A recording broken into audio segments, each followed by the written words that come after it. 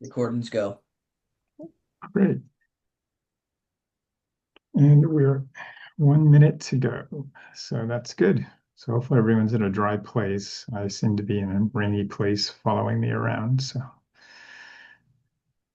some of you know, but last month I was in Montana doing this from a cabin on a mountainside. And today I'm in a reasonably bland hotel room in Minnesota. So we're proving that technology works for running these webinars. It's Working not so as nice outside as the clouds here in the background would indicate. So, it is 7 o'clock, Mark. You are more than welcome. People will start just trickling in on the sidelines, but you are good to go. sure. Eric, were you kicking it off, or you want me to go just dive in? Go right ahead, Mark. And dive in. Well, great. Well, thanks everyone. We're having again. These are great to do, and I appreciate everyone showing up to listen to us go over these topics. This month is something new for us. We're going to actually try to go through 4 or 5 different crash scenarios, but we'll be happy if we get through two. And we have participants on the phone from the FAA. We have Melanie from the Boston FISDO and Eric from Philadelphia.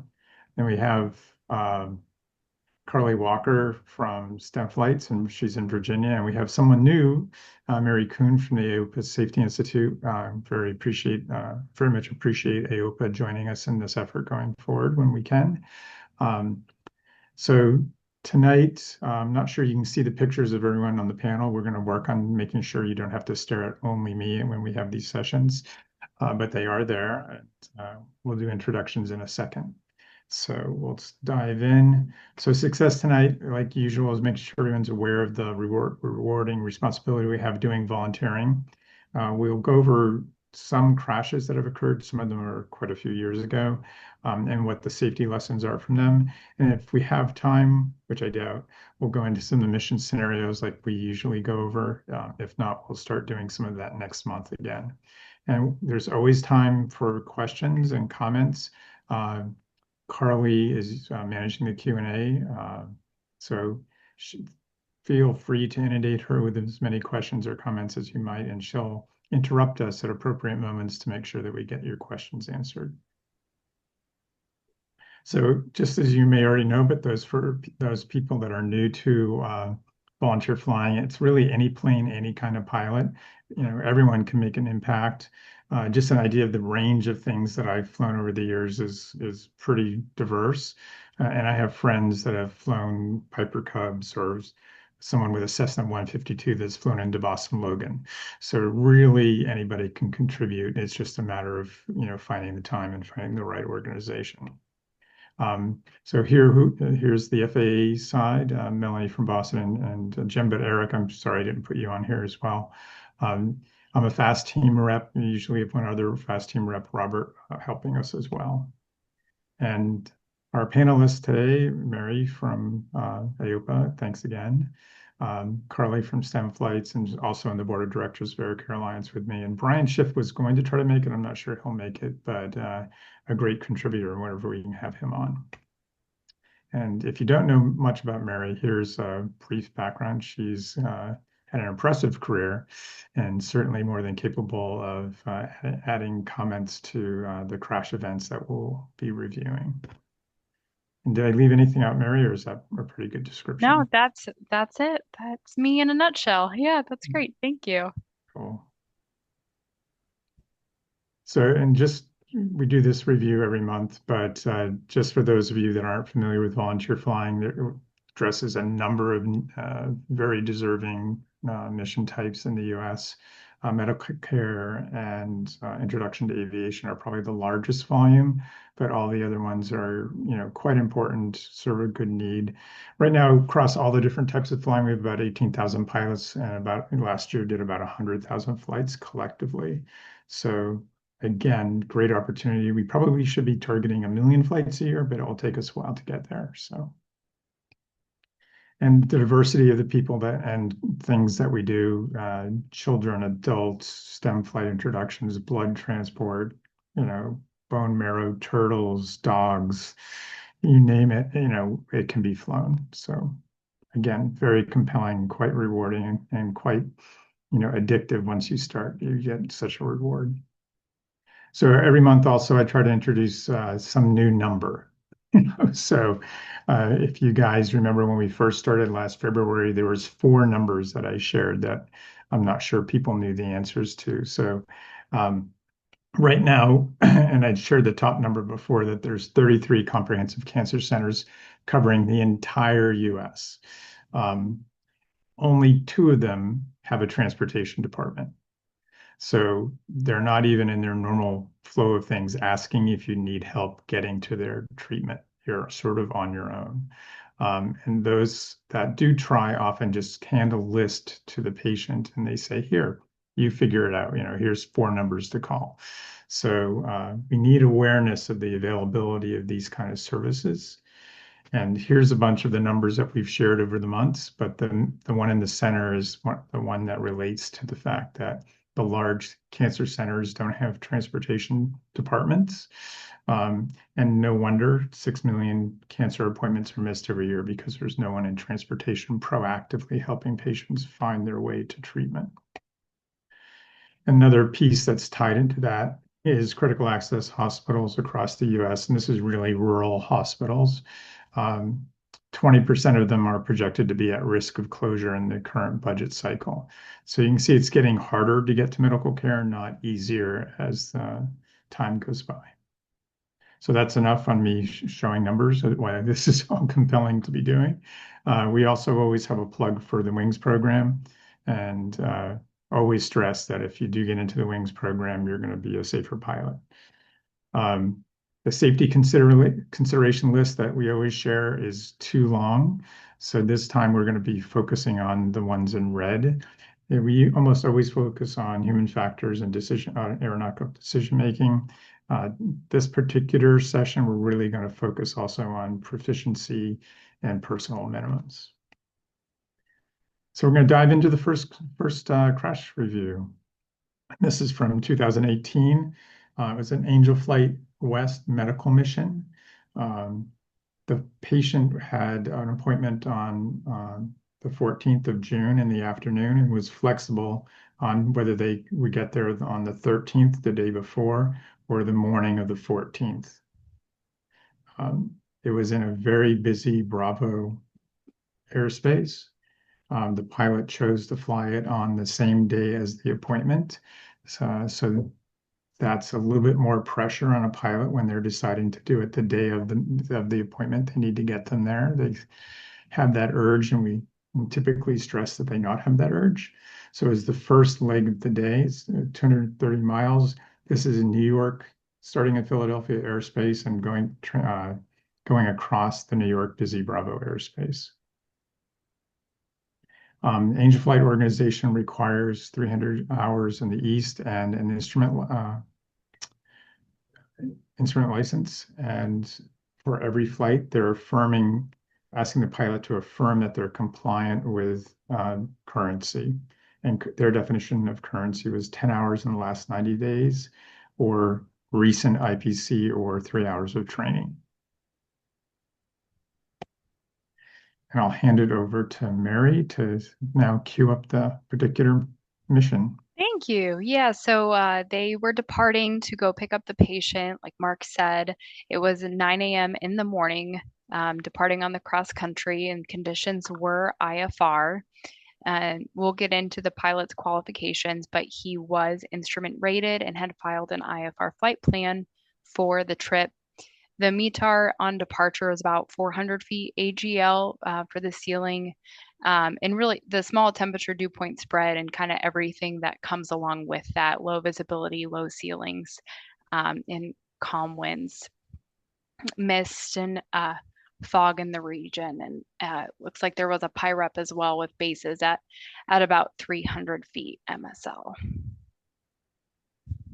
So next, he was flying a Beechcraft 58 Baron. He had, let's see, it was in 1996. He had a Ben Dix King KFC 200 3-axis autopilot, and it did have an annunciator panel, and had a Garmin GNS 530 GPS. And then the last annual for the plane was in February of 2018. Yeah, so only 4 months earlier. So, and I think in the next slide we have a picture of that autopilot and that GPS for anybody less familiar. yeah, so very capable autopilot. So, yeah, capable plane for the conditions, absolutely. And the pilot had been volunteering for 5 years, and this was in the NTSB report of the accident. He had done 18 missions. He was a private pilot with a single engine and multi, and had his instrument rating, and had 2,508 hours of total flight time. We were not able to see, based on the report, how much time he had in the type. He also had a co-pilot on board, so it was just the two of them in the plane. The co-pilot was a private pilot, but he only had a single engine and did not have an instrument rating. He did, though, have over 2,000 hours of flight time. So now going into most very important part of this, looking into the pilot flying's proficiency. He had flown 25 hours in the last 90 days, only 8 hours in the last 30 days. For his instrument, he had done 1 hour in actual IMC in the last 6 months, and had only done 3 instrument approaches in the last 6 months. And he had never done an instrument approach in the specific airplane. Between, November 2012 and June 2018, he had recorded 4 hours in his logbook of simulated instrument time. So it's very clear that he was not current or proficient to be flying an IMC. He only had 1 hour of actual IMC in the plane as well, but none of that had an approach. right. But he was compliant with that one requirement of Angel Flight East, where he had at least 10 hours in the last 90 days. So you always wondered where someone just sort of scoffed over the rest of the currency requirements. So. Yeah, and he did have an IPC in October of 2017, and they, I think, if I'm remembering from the report, 1.8 on the flight and over an hour of ground, but they didn't cover partial panel in the IPC. And I think the assessment was that it was not a complete IPC as well. Yeah, I think so. Yeah. And the co-pilot in this case, we didn't know if they had any time at all. Yeah, they didn't. We didn't have as much information for the co-pilot as far as his time in the plane, and he did not have his instrument rating. And I don't know if they went into his logbook. I don't know if he was necessarily current, just for flying, as far as his flight review and things like that. Right. I think we'll come back to that point in a little bit later. Yeah. So, on the day of the accident, it was, like Mark said, their first flight of the day. They departed from VAY off of runway 8, and about 3 minutes into flight, they ended up crashing just 6 miles away from the airport. Ultimately, the NTSB found the probable cause was a loss of control due to spatial disorientation while climbing out after departure into IMC. Contributing is the pilot's lack of instrument experience. On the next slide, I think we specifically talk through his flight track. So he had filed for 2,000 initially, but on takeoff leveled at 500 feet, which would have probably been right about when he first entered the clouds. He leveled, then he climbed again to 1,400 feet, then had a steep turn back down to 400, which would have been the base layer of the clouds. Climbed again to 1,700, and that's where we saw an airspeed decrease and what most likely was a stall, resulting in the crash. and the NTSB did not find any pre-impact failures or malfunctions of the plane, the engine, or any of the systems, flight controls, things like that. So unfortunately, no, go ahead. Yeah, the next slide, that's perfect. Unless I don't think we have any questions. All the details will be here, but here's also where I went into the spin. Yeah. So really it is a classic case of spatial disorientation going into the clouds. And it's not surprising given how little actual IMC experience he had. It is disorienting, especially depending on the day. If you're going in and out of clouds, that can almost make it worse, where you can half see the ground, half you're back in the clouds a little bit, and that kind of causes your eyes to get almost distracting going in and out of the plane. So a really important thing to do is when you do encounter it to keep your eyes inside, and that's something that really you can train for with an instructor and with that experience and proficiency that we are going to talk about here in a minute. Yeah, so I think, and one of the things I do even now is and before I get on the runway, and I know it's going to be a low IMC day, I start saying eyes in, eyes in. I tell my passengers to not look outside the window, just stare inside the airplane. But yeah, it's too tempting for people to want to look out the window, even for co-pilots that know better. So yeah, it really is. We would say a similar thing. Okay, eyes inside. Just let's focus on just looking inside. And one of the many recommendations to avoid spatial disorientation from happening is don't forget to really keep up that scan and not fixate on one instrument. One of the things that we didn't go over here is what happens when you get stressed. Yeah.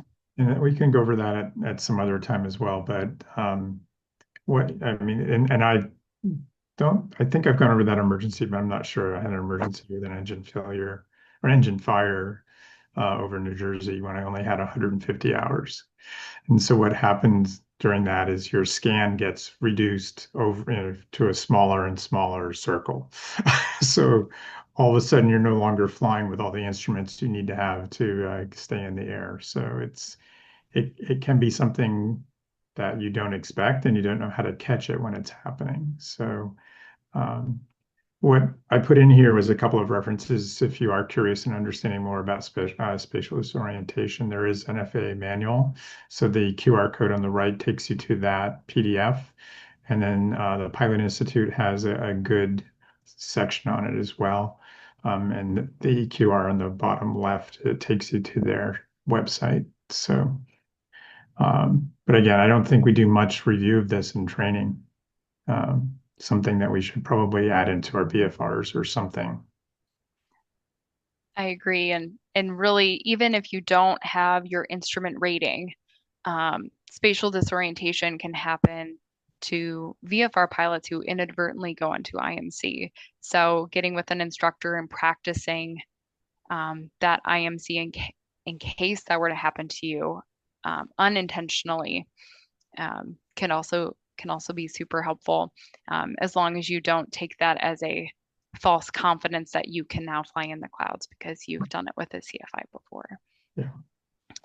But having that exposure to what being in the clouds looks like can be valuable for a VFR pilot. Yes. Mark and Mary, I've got a couple of questions that I think are relevant to this topic. Fire away. We've got one participant that's asking, how do each of you teach currency versus proficiency, and your thoughts on that? Or how do you recommend teaching currency versus proficiency? That's great. Mark, do you want to go first? Well, I'm only commercial, so I shouldn't be giving instructions. So you can take the lead.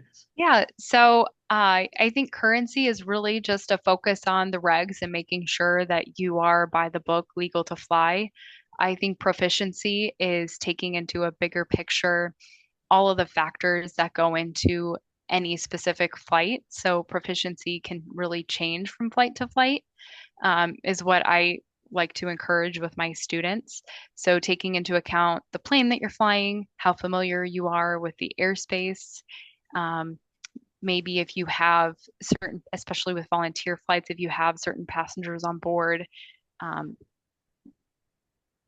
I know Mark's talked about, if you have kiddos or you're going to be more distracted, that maybe you should have higher minimums or higher thresholds for certain things because you're going to have those distractions.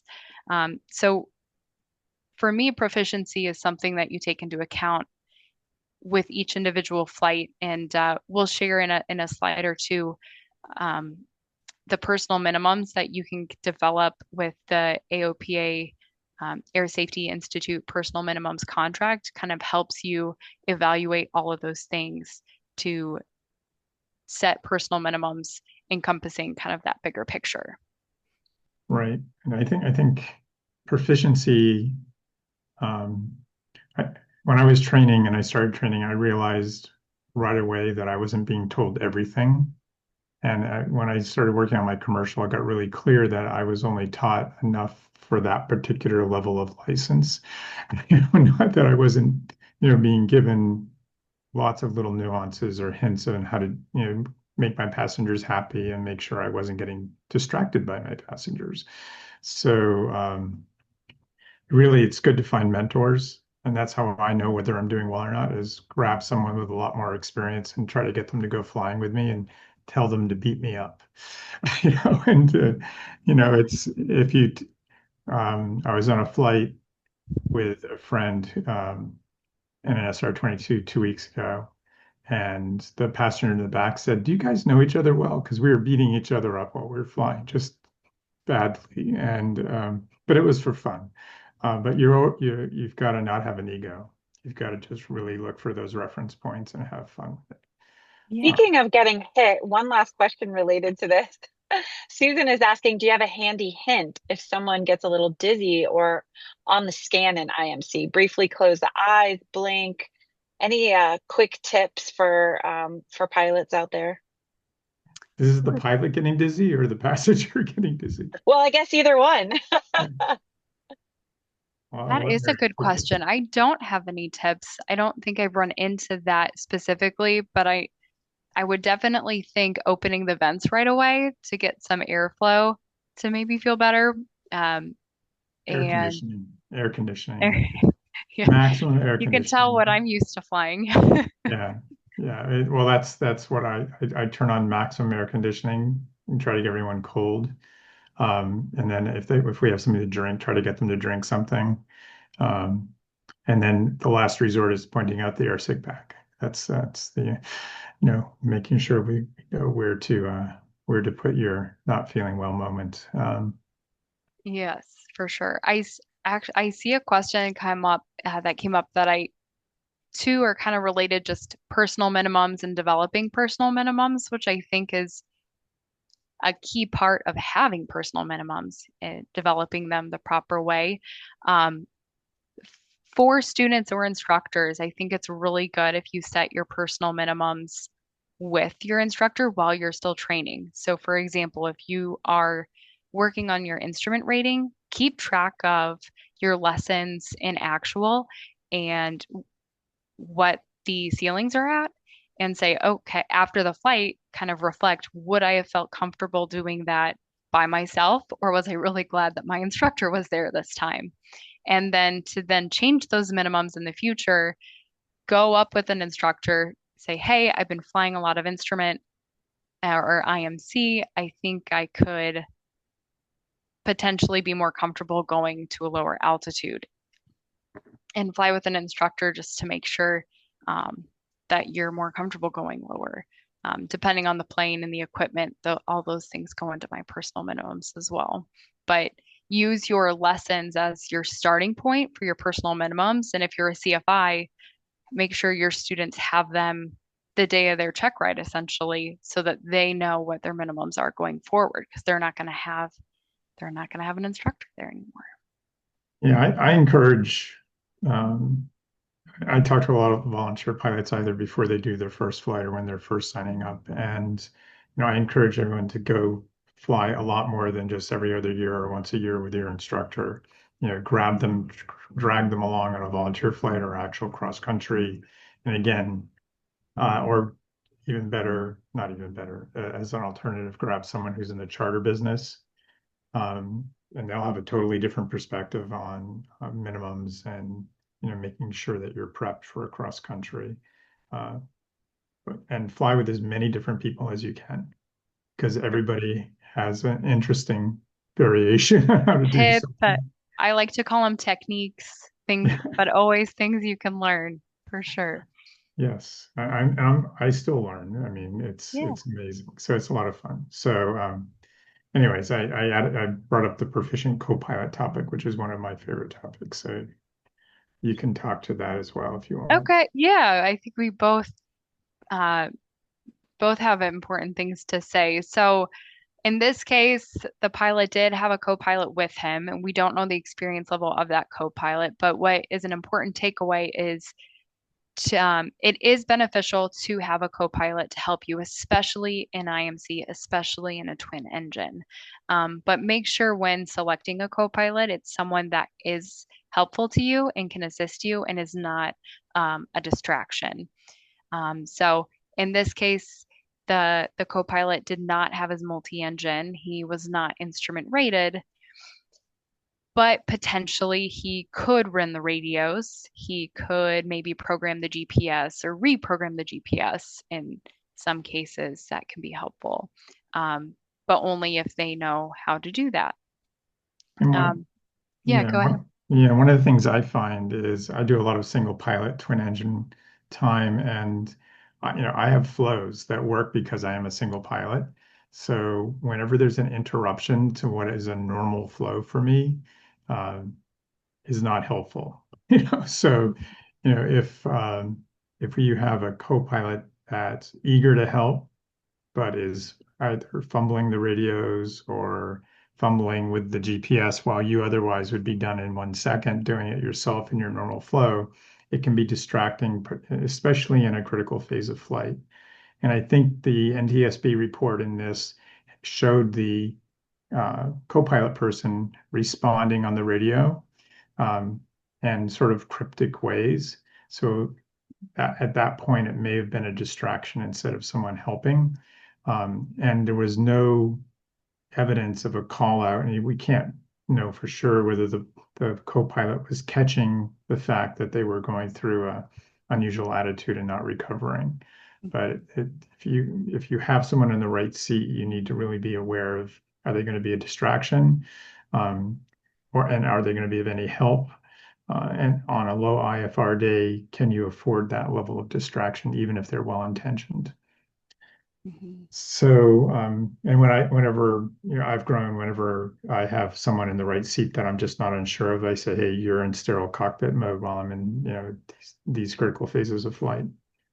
And most everyone accepts that, even people that have a ton of hours, but they may have a ton of hours in singles instead of twins. So we can move on. Here's our personal minimums set of reference data, an example of what AOPA Safety Institute provides. So the QR codes are on the right.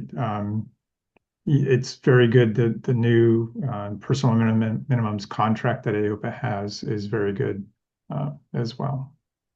Very important to take away from this, just make sure to write them down is a huge part of the personal minimums. Right. Really helps you find a stay mentor to beat you up on them as well. Yeah. I use that term affectionately a lot. Having strong mentors is a good thing. They're hard to find sometimes, but it's important to seek them out because there's always someone else you can learn from. So we can make it to number 2, and we've only used half an hour already. Any more questions, Carly, or? No, I think we can move on. We're answering a bunch here in the chat. Thanks everybody for your comments. So the next one is Angel Flight as well. And this is, again, a 3-leg flight or mission, which is pretty common for us in the second leg. I departed home airport at 9:30 in the morning, no problems. And it's going to end up in Illinois. So I'll let you go ahead and dive in, Mary, if you want. Okay, so the aircraft was a 2008 Cessna 400, is it Corvallis, I believe. So it had a G1000 and about 10 hours since its last annual. Right, and it's a turbocharged engine. It's the same engine that's in a Cirrus and in a Piper Malibu. So very common engine. And weather, it was a great day to fly, VMC, and light winds, clear skies. Yeah. Next slide. The pilot was private, single engine, instrument rated, had about 800 hours of flight time and 300 hours in the specific plane. 11 hours flown in the last 90 days, 10 in the last 30 days, and 2 hours in the last 24 hours, which I believe was his first leg of this trip. Right. And so easily current by all definitions of the volunteer organizations that are out there. Yeah, Actually, plane was good to fly, pilot was good to fly. Yeah, good to fly. So, oh, sorry. No, go ahead. Okay. Fortunately, this was a non-fatal accident. On the second flight of the day, on the run-up, they had reported a rough engine, but he was able to fix it on the run-up. And then on takeoff, he pretty much lost his engine and was able to, keyword, he landed it in the trees. And I think that's a big contributing factor into why this ended up being a non-fatal accident. So the NTSB analysis saw they did see that the engine lost total power, but they did not have enough information from the engine after the accident to know what exactly caused it. But let's see. Yeah, during the initial climb, the engine was cutting in and out and surging in the 10 to 15th cycle. The pilot initially knew exactly maybe a first instinct of what to do, turned on the vapor suppressor to clear vapor from the fuel lines, but that didn't help and ended up losing all his power. And so made the call that he was unable to return to the airport or land on a nearby golf course. And so he slowed the airplane down and impacted trees. Obviously, the aircraft sustained some serious damage, but everybody was minor injuries, which is great. So I think key takeaways that we see with this accident is the pilot did a great job knowing his system, especially on departure. Having those quick action items by memory is huge. We do have a checklist, but sometimes we don't have time to pull it out. So he knew what to do and tried it. Although it didn't work for him, he made the correct call there. Another thing that we see in the Air Safety Institute is if you can maintain control of your aircraft all the way through the crash. So in this case, he had no choice. He lost his engine, but he maintained control of the aircraft all the way to impact, and that really increases the outcome of it not being a fatal accident. Much higher chance of survival if you can maintain control all the way to impact. And one of the things that we go over in the volunteer space a lot is making sure that we're briefing the passengers for everything that can happen, and whether in this case there was a mother-child, who's going to be in charge of getting somebody out in emergency, and how are they going to do it. So if the child's old enough to know to be briefed on what to do to get out, you make sure they understand. In this case, I think one of the comments that I saw in one of the notes somewhere is that the mother had a hard time getting out of the plane. So we really need to make sure egress is really briefed completely. And one of the other things here is, briefing for missions or pre-mission briefings. Mary, I think you and I discussed that as well. I usually the day before, especially if I'm going somewhere new, look at where I'm going to go if things don't go right as I'm taking off. I don't want to be learning that day, oops, there's a golf course, 2 miles to the left I should know about. I want to be having all that knowledge a day in advance. And if possible, I even like to know what runway I'm going to be using a day in advance, so I can do all the briefing before I start getting distracted with the passengers on board. And one thing I like to do as well is brief ahead of time these types of emergencies. So I say something to the effect of, if we can stay on the runway, we're going to stay on the runway. If we can land, or if we can land back on the runway. I fly a lot of Cessna 172s, so that's an option. But if we are over 500 feet, we can't turn back to the airport. What options do we have? What fields are out there? I flew a lot out of Manassas, Virginia, and there was a perfect sod farm right off of the edge of the runway, which was just the perfect emergency landing spot. A nice grass sod farm. So including those kinds of things in the briefing, though, is really helpful, because then when the time comes, you don't have to make that decision. You've already briefed it. Right. And volunteer missions, one of the reasons it's fun to do them is you get to go to new airports. So there's always something to learn in these places. And some of the places are not documented. And I'll do this as a scenario in one of our formats. But in Maine, there's an airport called Millinocket. And it's listed, if you look at it, it's got 2 nice long runways and good, raving reviews. But if you go to the AOPA website and do the airport information, there you see listed runway condition, poor to fair. And it was not in my briefing scenario or discipline to go to the AOPA website. And I went to land there, and I thought the plane was going to fall apart. There was cracks in the runway and grass growing up 2 feet high, and it was disconcerting. So knowing where to get the information to do your pre-mission briefing is also very important. And know that places like AOPA, they more proactively use the volunteers to get airport information updated compared to other resources. So again, pre-mission research is very, very important. So that one went a lot faster. No questions on that one, or looks like. Not anything directly, just some general discussion that we're answering. Cool. Thanks, Melanie, for the support there. So this is another unfortunate one. So we'll do this.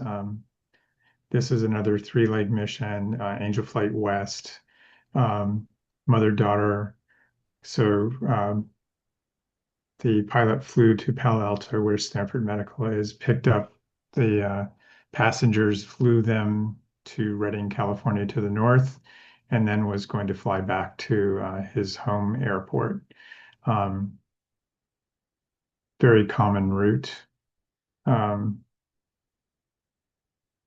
Excuse me, this is the one with the mother and daughter. So the mother and daughter were on board on this flight. So not a long distance. So I'll let you go ahead or I guess we both can do this one. This is one from Angel Flight West and Air Care Alliance. So this pilot was flying a very capable Mooney. It was a new to him plane, no mechanical issues, and had gone through extensive pre-buy inspections, so they knew the plane was in good operating condition. Not sure if anyone's used to the San Francisco airport and the airspace around the Bay Area there, but there's this little airport, Palo Alto, and I believe the runway's 2,600 feet, so it's very short, right at sea level, and you have to use a really weird approach. And the weather was VFR, but it was becoming IFR on the route before takeoff. And during the flight, the wind changed at the destination airport, so they changed the runway to be runway 13. And if anyone wants to ever look at a difficult, unusual pattern at an airport, you go look at Palo Alto, because it's under the landing traffic at San Francisco. So everything is at odd altitudes, and there's some specific arrival processes. So scattered clouds, not too much. Pilot was extremely proficient, thousands and thousands of hours in the military, had done many angel flights, and participated in other angel flights, um, to many locations, about 32 to this specific airport.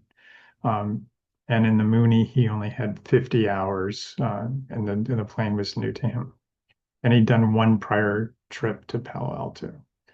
So again, one of the patterns here is at only 800 feet and the other is 1,000 feet, but you get turned based on the amount of training aircraft rather often.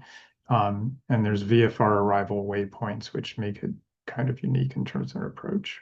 And some of that's down at the bottom here, but I won't go into all of it. So it was a fatal accident.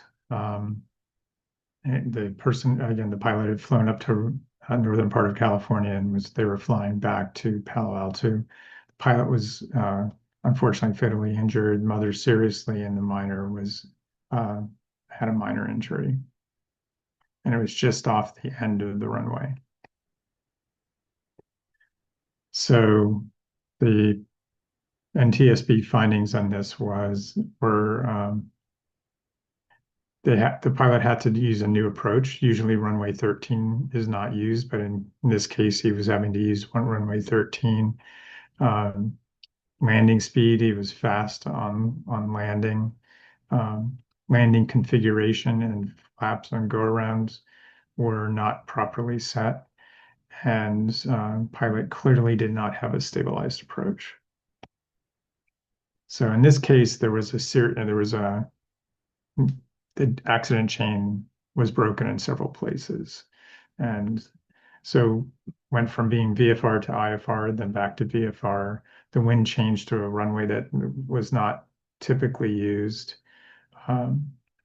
The document of this particular, the documentation around this particular flight, the pilot was experienced with the airport, but not using this particular runway. And when air traffic control was directing him to specific VFR checkpoints, he had a hard time finding them. And he also had a hard time finding the airport relative to his position. So he was clearly getting behind. And then witnesses saw the aircraft approach and land, but he was fast and starting to try to land midway down this very short runway. And decided to try to go around. He told the tower that he was going too fast, and the NTSB report showed that he was going 10 to 15 knots too fast.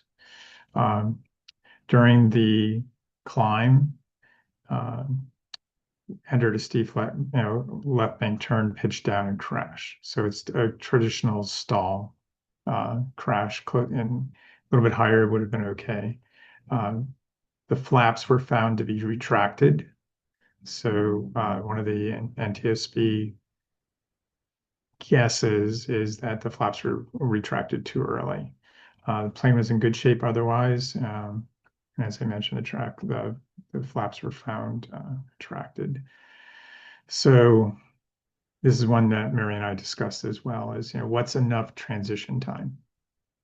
And what's enough to make sure that you're comfortable in a new plane that has slightly new avionics and different characteristics than what you're flying, and how do you make sure that you're having a checklist discipline for a stabilized approach?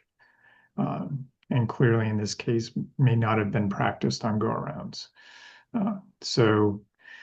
And also it was pretty clear that it wasn't prepared for all the different types of approaches that could occur at this particular airport. So the other piece here is, again, the passengers had a hard time getting out of the airplane, and they may not have been fully briefed. So Mary, I'm not sure if you have any comments on this one.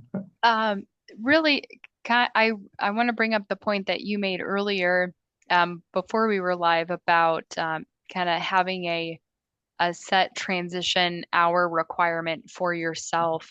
It's obviously going to change depending on the plane and how rusty you are, but Mark had mentioned, he gives himself 100 hours in an aircraft in a plane before he feels proficiently transitioned is how I'll put it. And I thought that was a good, not just a rule of thumb, not necessarily the hour specifically, but just to have kind of that set.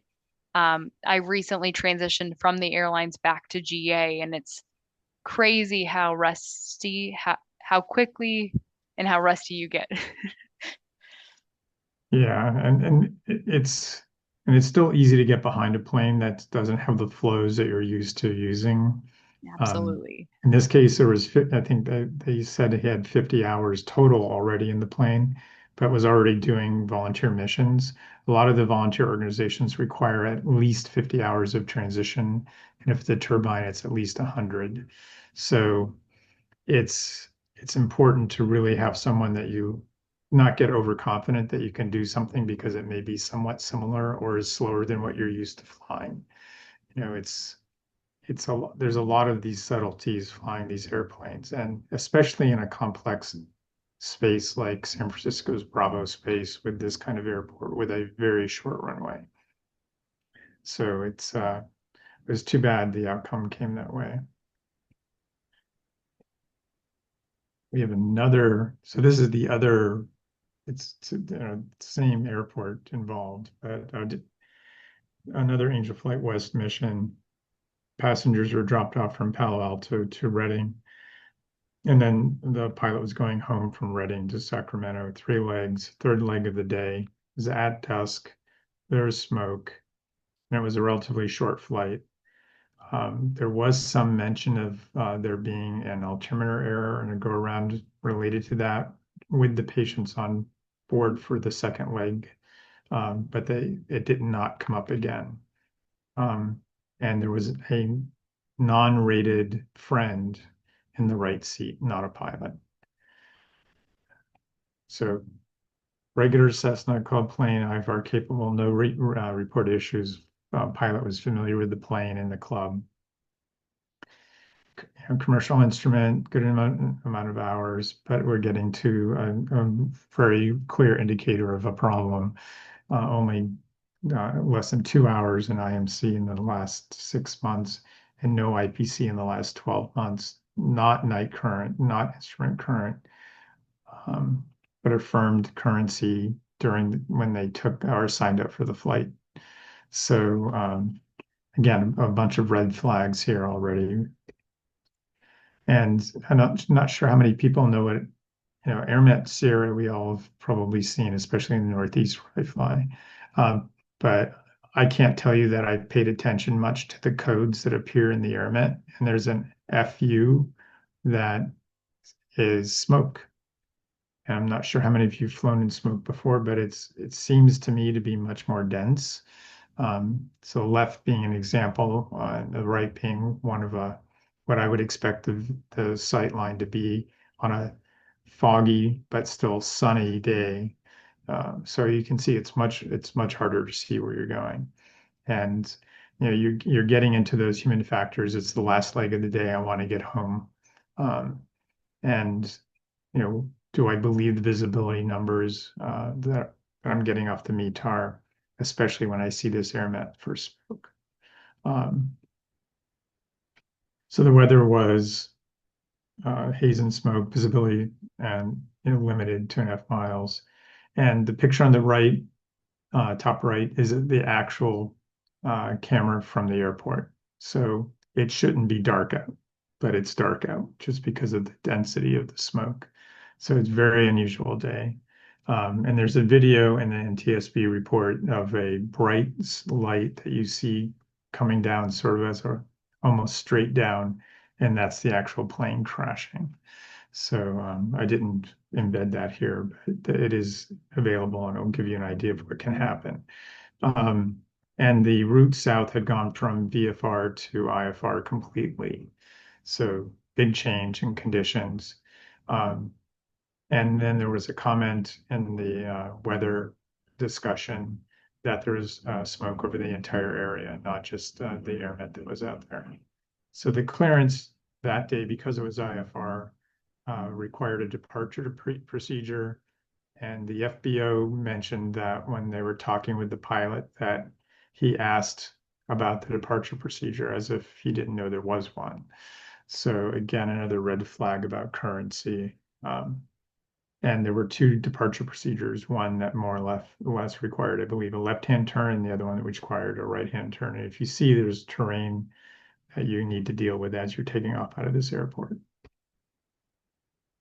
So it crashed pretty quickly, 2 fatalities, not much of a radio conversation going on. And the probable cause was, spatial disorientation, and no familiarity with the departure procedures. The plane, when it took off, turned left instead of right. And as far as I could tell, the engine was producing power and there was no other contributing factors. So again, we come back to the same points, Mary. So instrument proficiency, make sure that we train. And that we are following the volunteer organization's, currency requirements as well.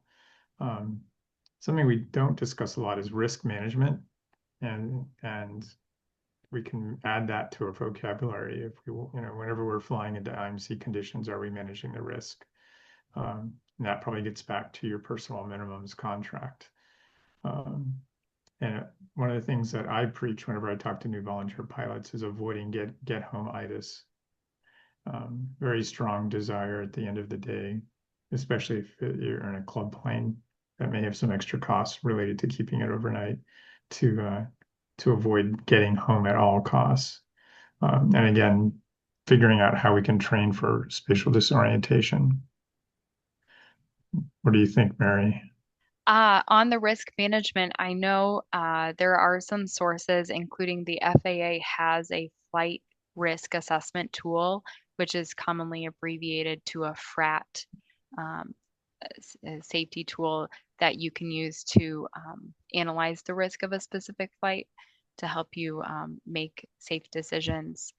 And yeah, that proficiency changes by the day, by the plane. So Yeah, really I don't know how you get proficient for smoke, but yeah, you gotta, maybe in the West it's more common, but it's yeah, you've got to really just put on your hat and get really disciplined about challenging yourself about all the scenarios that can happen to you, and figure out how you're going to resist it. And I think I've flown home on days I probably shouldn't have, but there's also many days where I just stopped flying and said, it's time for a hotel room. I know it's going to be that way. And pilots tend to be very mission oriented, and being on a mission, a volunteer flight mission, makes it extra. We want to accomplish the mission, but a lot of times we need to kind of refocus to the mission being a safe flight, and so making the safe decision is completing the mission in a sense.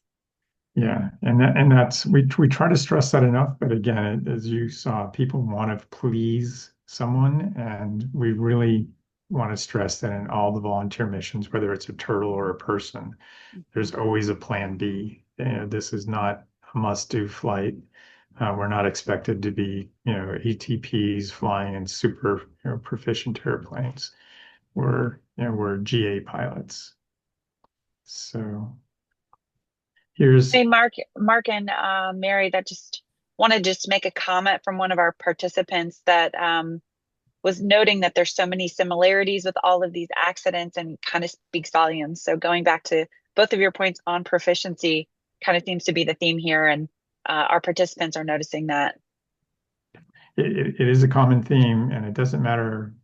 I added this at the last minute here as an example. It doesn't matter whether you're a professional crew or whether you've got 20,000 hours or 500 hours, we can all get, sucked into this place where we want to just complete the mission and be the hero. And, we really need to resist doing that. And it's tough. I mean, I've been doing this. I've been only flying 16 years, and I've been doing volunteers 15 years. So I've got to say I've made my share of mistakes getting sucked into these things, but by my good fortune, I guess, or just some amount of the gods aligning, it's worked out. But I'm not sure I should say this on air, but I've had my shit moments. And you say, yeah, I'm never going to do that again. I'm glad that worked. But yeah, you've got to learn, and you've got to find these mentors. And there's people like me out there that will take phone calls from volunteers all times of the day and just say, if you're even questioning whether the weather's good enough, you've already answered the question. It's not good enough. It's we're not here to be exploring the boundaries. And I've flown in some very down to minimums in some very weird places, and Booth Bay Harbor in Maine, or Bar Harbor in Maine, and get on the ground, and it's so foggy on the ground you can't see the taxiway lights to tell you where you're going. So say, yeah, maybe I shouldn't have landed. I saw the lights, but yeah. So professional crews are not immune. We'll squeeze this one in before we run out of time. This one's in Farmingdale, New York, 2020. ILS, very common. I've flown this many times. Ceiling was down to 200. Visibility was at minimums 3/4. The tower provided this Hawker crew, a pilot from a plane that had just landed, that the ceilings were down to 200 feet definitely, and the tower was noting that the visibility was now 1/4. So the weather had gotten worse. And again, this is a crew by themselves, flight home to home base. So clearly, motivated to get on the ground and go home. So the crew at the final approach fix decided to continue. The co-pilot was flying.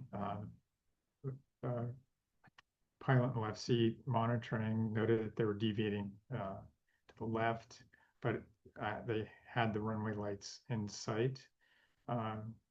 Pilot said that he said go around in the interview, but what the data said from the plane is that they did not initiate the go around until 50 feet above the ground. So they clearly pressed on a little too far. Plane crashed, got destroyed, ended up in the grass. The pilot monitoring had a serious injury, and the pilot flying, who was the co-pilot, had a minor injury. So in this case, they continued an unstable approach, which we're all supposed to have learned many, many, many times over. We do not continue, especially in IMC, an unstabilized approach. But we also have to define what an unstabilized approach is for us personally. Is it what's in the POH, or is it something more? So these guys destroyed, their plane, probably just because they were tired trying to get home, at the end of a long day. So it can happen to anyone.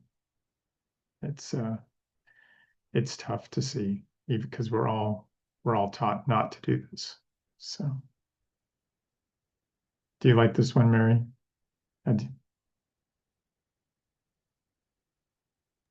Sorry. It's all right. No, I don't. I think I have anything. You covered most of it.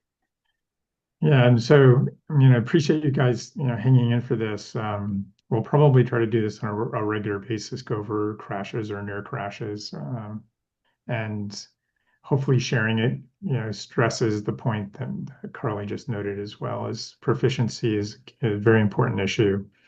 Making sure that we don't get pulled into that missions mindset over always knowing that there's a plan B on our missions. And whether we are doing it with volunteer flights or personal cross-country flights of any type, we don't have to fly. Yeah, we have options. We're not in the military.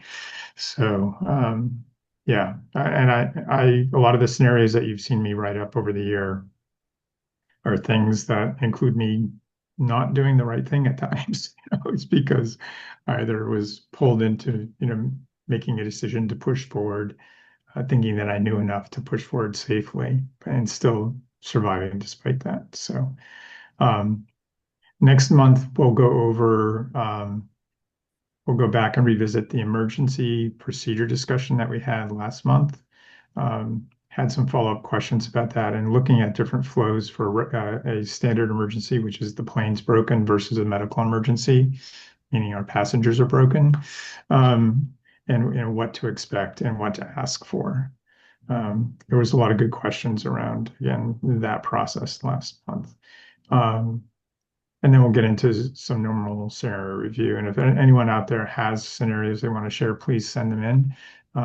I've written up about 60 of my own and about 5 from other people. And I'd like to flip that around where I'm writing up 60 of other people's scenarios and 5 of my own. So that's good. How are we doing on questions, Carla? You're done for the night? Yeah, we got most of them answered. Everybody just really appreciates your insight and some great questions about public benefit flying in general that I was able to direct people back to Air Care Alliance for more information. Great. Again, thanks everybody for your interest in doing these. It's a lot of fun to share the information.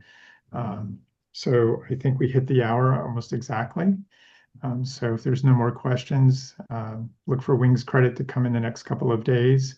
And again, we'll send out the announcement about the content for next month, but it will be at least some of the emergency procedure stuff that we discussed earlier and clarify some of it. Cool. Thank you, Mark. Thanks. Thank you, Melanie, Mark, for everything. Thanks, Yeah, I just Mari. wanted to jump in really quick. We did have a question regarding the Philadelphia crash earlier this year. I was actually the investigator on that case, so we can't talk too much on that crash right now, but I can tell you a lot of things went sideways.